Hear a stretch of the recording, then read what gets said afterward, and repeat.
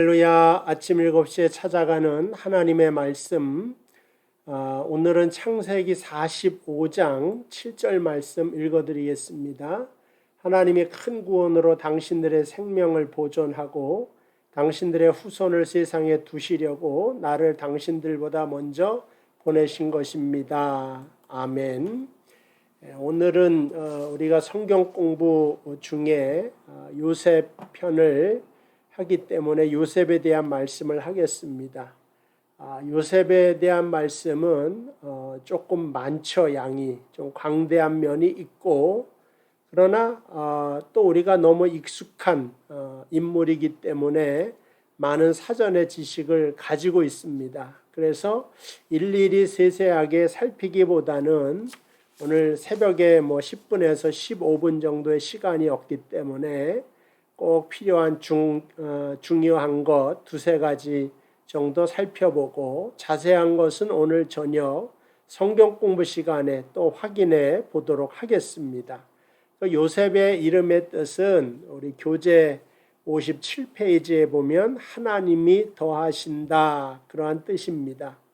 성경 창세기 30장 24절에 보니까 다른 아들을 내게 더하시길 바란다, 그런 의미로 사용했지만, 그러나 더하기다. 요셉의 이름은 더하기라고 하는 것입니다.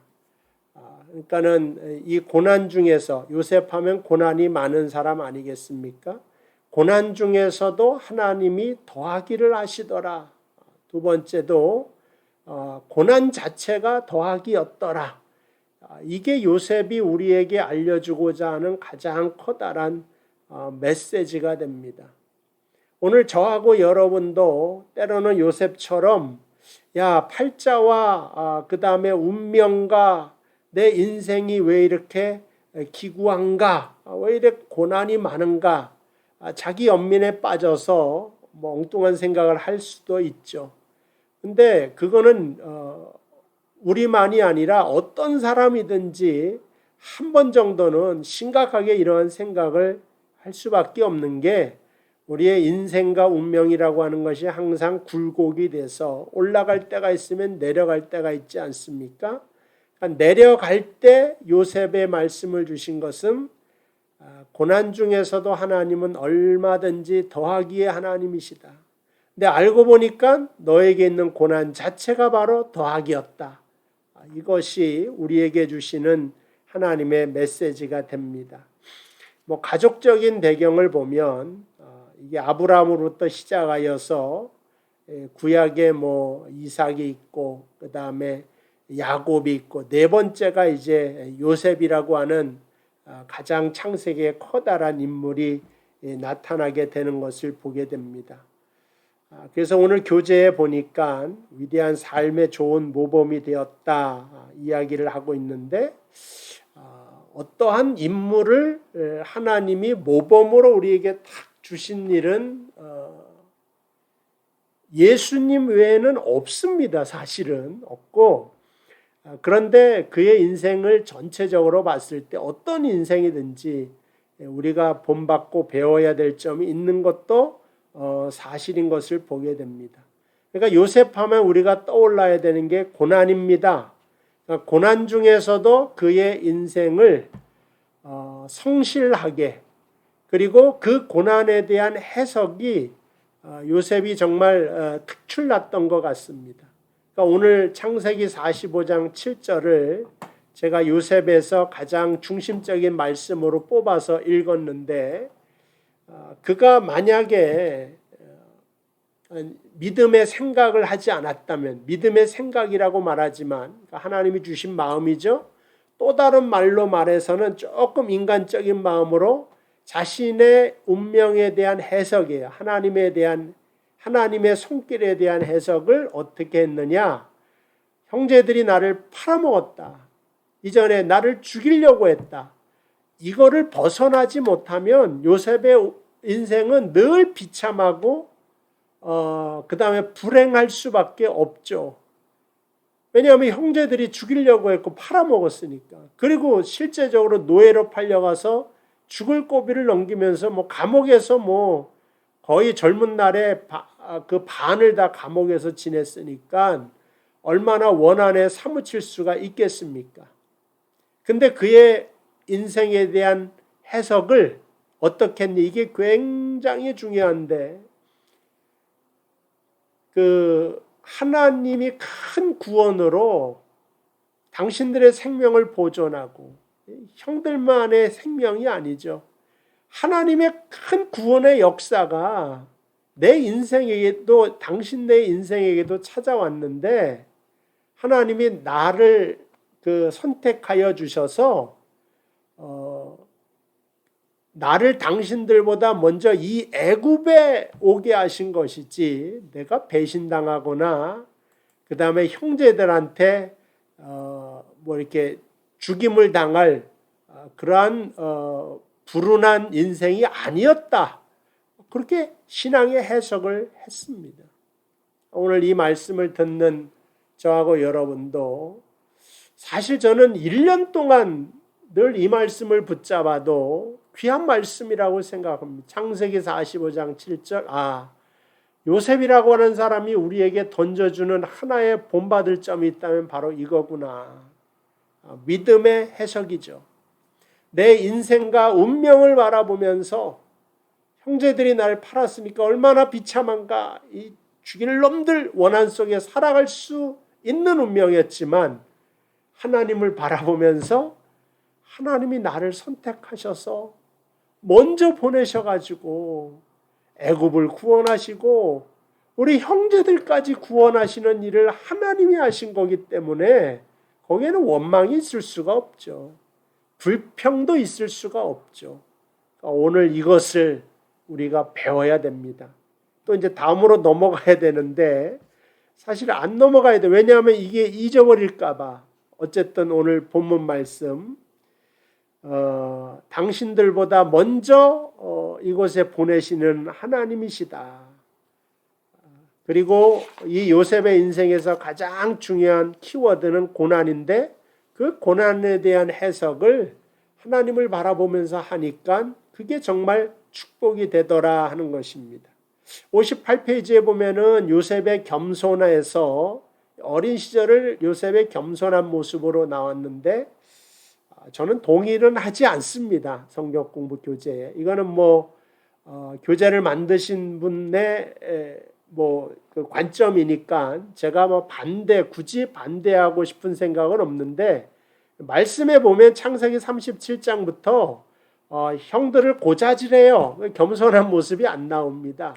그리고 성경에서 보더라도 요셉이 처음부터 겸손한 사람으로 태어난 것이 아니라 그냥 아버지한테 사랑을 많이 받는 막내 아들이에요. 물론 베냐민도 있지만 늙그만하게, 저도 우리 형진이를 낳아보니까 손주 같은 생각이 들어요. 그러니까 큰 애들보다 사랑을 더 많이 줄 수밖에 없겠죠.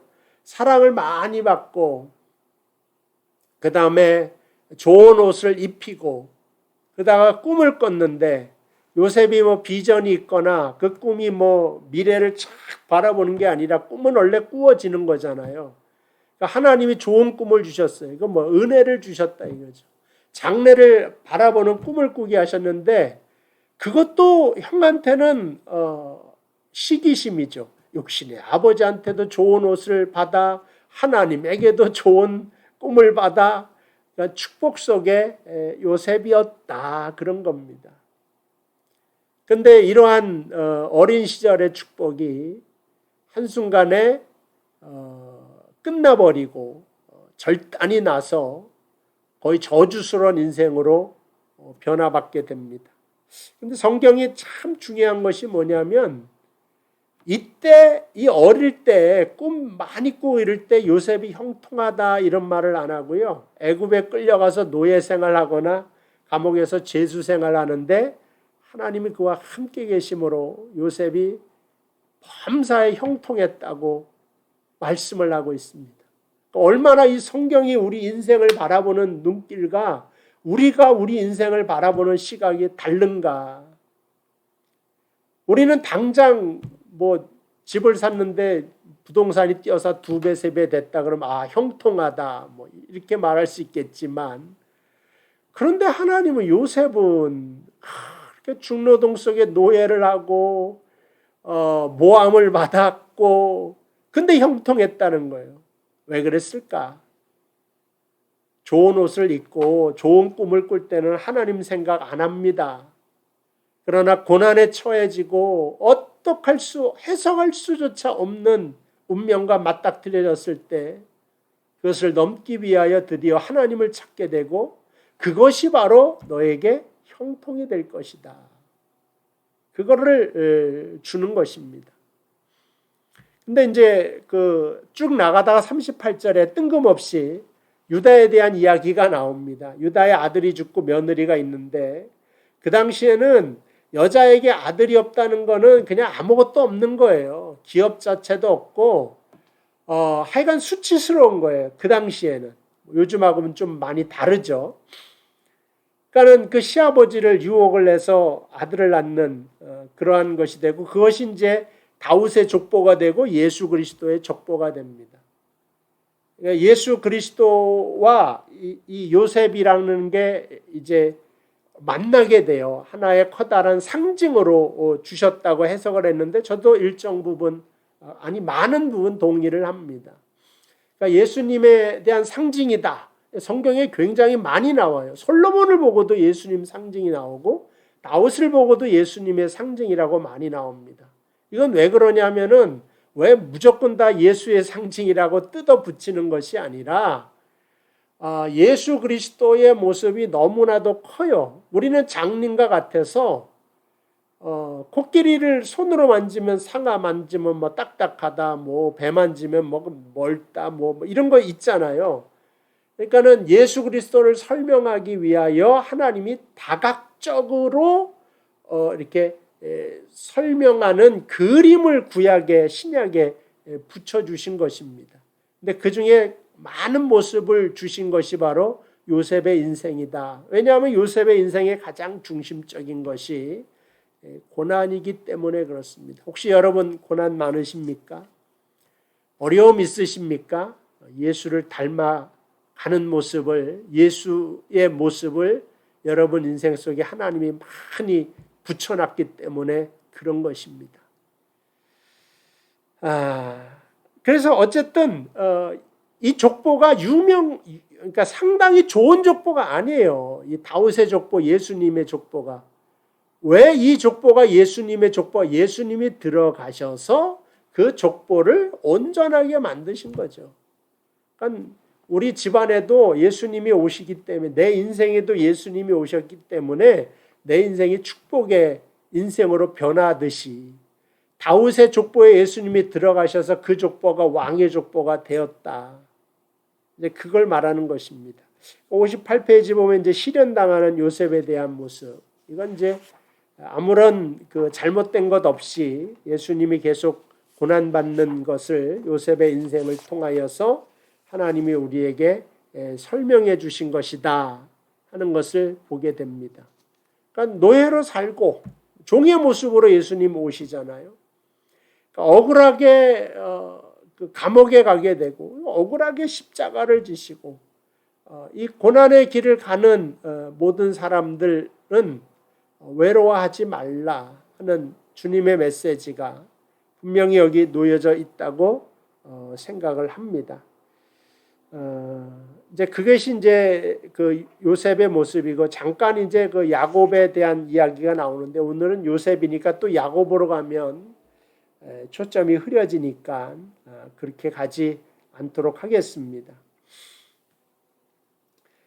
그리고 이제 그 59페이지 쭉 가면 이제 요셉이 아내를 맞이하는데 이방 여인을 아내로 맞이해요. 그러니까는 온이라고 하는 곳에 제사장의 딸이었다. 아스달이라고 하는 딸인데 뭐 이제 전설이 많아요. 요셉의 그 결혼식도 미드라시 거기에 보면 굉장히 그 아름다운 로맨스가 거기 다 이렇게 나와 있습니다. 시간상 설명할 건 아니고 성경에 나와 있는 것이 아니기 때문에. 근데 어쨌든 그 요셉의 부인은 이방인 여자고 성경이 이것에 잘했다 잘못했다 일체 간섭을 하지 않습니다. 담담하게 사실 그대로를 딱 이렇게 기술하고 있습니다. 물론 솔로몬 같은 경우는 이방 여인과 함께 우상을 데리고 왔어요.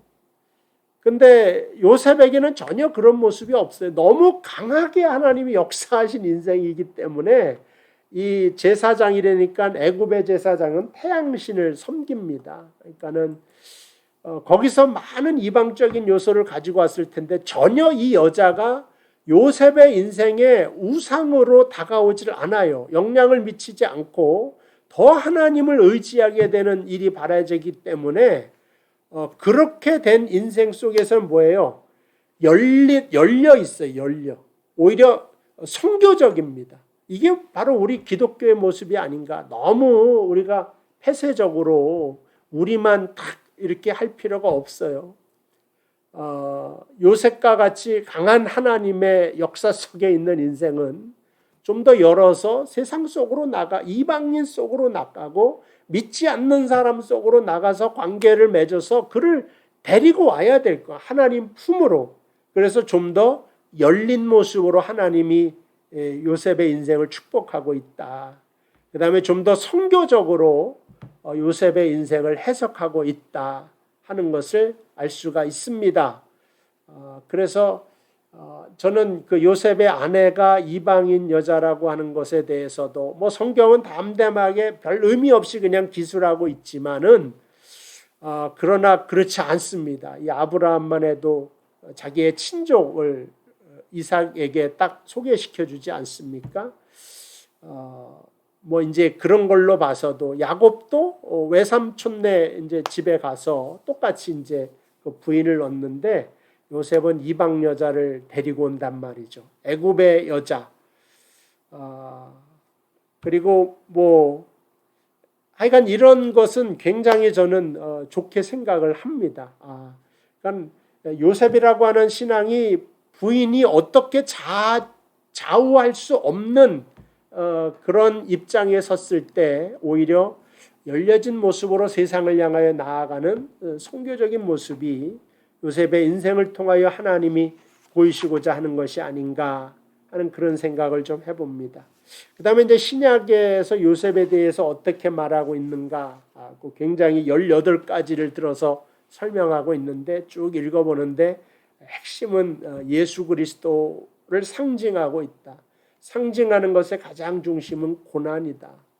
그리고 우리도 지금 내가 고난을 당하고 있다. 그러면은 하나님의 벌하심이거나 징계하심이거나 그런 것 아닌 고난이 있어요. 예수의 고난을 내 몸에 받고 살아갈 수가 있는데 어쨌든 내가 잘못함으로 고난을 받으면 얼른 회개하고 돌아오시는 거고 아무리 해도 내가 잘못한 것도 없이 이런 애매한 고난을 받을 때는 그리스도의 고난을 내 몸에 하나님이 부으시는구나 생각하면서 어떤 해석을 해야 돼요? 믿음의 해석을 해야 돼요. 믿음 생활, 이런 말씀 생활이라고 하는 것은 읽었던 말씀, 들었던 말씀을 믿음의 언어로 해석하는 것이 진짜 신앙입니다. 그 해석을 잘 하는 것이 하나님의 성령의 음성을 잘 듣는 것입니다. 성령의 내주하심 속에 내 영혼을 통하여 울림을 주시는 성령의 음성으로 정말 믿음의 해석을 하면서 오늘 하루도 승리하는 여러분 되시기를 주님의 이름으로 축복을 드립니다. 기도하겠습니다. 하나님 아버지, 우리의 인생이 요셉의 인생과 비교하겠습니까마는 그러나 오늘도 고난 중에 어려움 중에 또 외로움 중에 있는 우리 성도를 위로하여 주시고 저들이 진정 오늘도 예수를 만나고 하나님의 말씀과 부딪혀 새롭게 거듭나며 축복된 삶을 살아가며 자신의 인생을 믿음의 언어로 온전하게 해석할 수 있는 성령의 능력도 부어주시기를 예수님의 이름으로 기도하옵나이다. 아멘. 감사합니다. 내일 이 시간에 뵙고 이따 저녁에 또 성경 공부 시간에 배웠으면 좋을 것 같습니다.